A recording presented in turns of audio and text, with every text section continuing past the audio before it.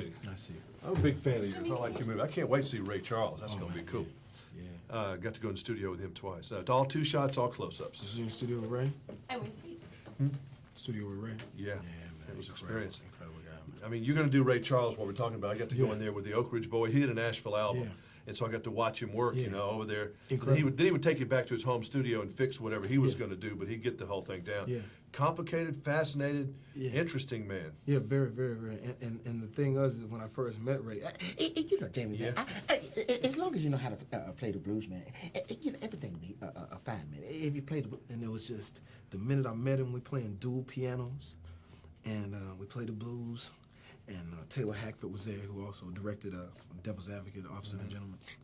And after we had that sharing, Ray walks out and said, "The kids got it," and we went and we made a great movie. It's a great film. One of the greatest concerts I ever saw, I think, was Ray and his big band when he used to have the Raelettes and the whole deal. It has to be. Boy, that was has strong. to be. It's incredible because people don't realize how significant he was. I mean, if you look at Quincy Jones, and everybody looks at Quincy Jones as being, you know, and which he is the biggest producer to ever live, the guy that taught him was Ray Charles. And we touch on that in the movie when Ray is within his mind cooking in his first apartment in Seattle, and Quincy, a young Quincy Jones, is back to trying to figure out notes. Ray, without even looking, and well, obviously, is just telling him things about the music, putting the chords together straight from his mind as Quincy writes it down and develops him. And they really took music to a completely different era, because in the 40s and the 50s, you know, gospel music was considered the Bible Belt. It was, you do not cross that.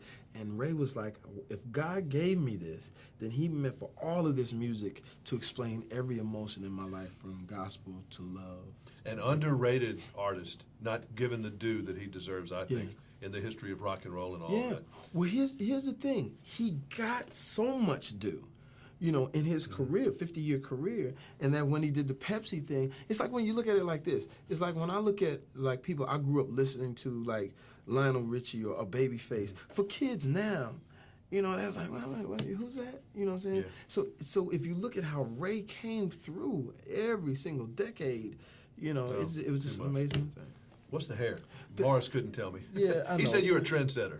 Yeah, I don't know what the hair is, man. You know, maybe it'll get a laugh. I'm not one to talk about hair. Yeah. I mean, you know, me and Morris got rid of ours. But it's all good, you know. It's all good. I'd like to have some hair. I'd be fine. Yeah. Now, I used Ray Charles music. Hit the Road Jack was one of my ones that I used to use. And, boy, it was bad to do that for girls. Right.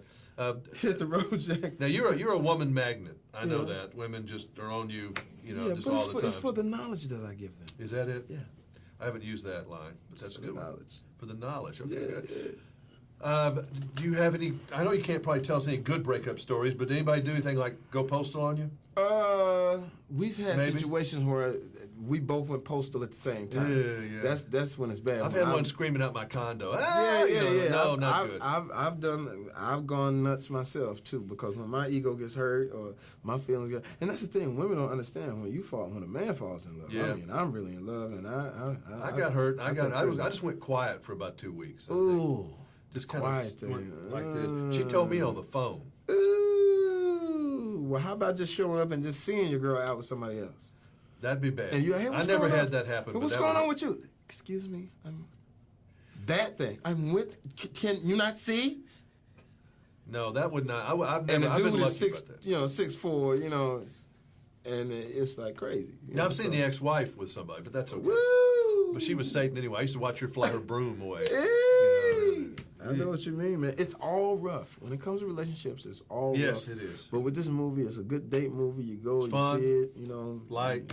You laugh a lot. A little bit. I had a good time. There you go. And that's what it's all about. There it is. Nice to see you. I see you.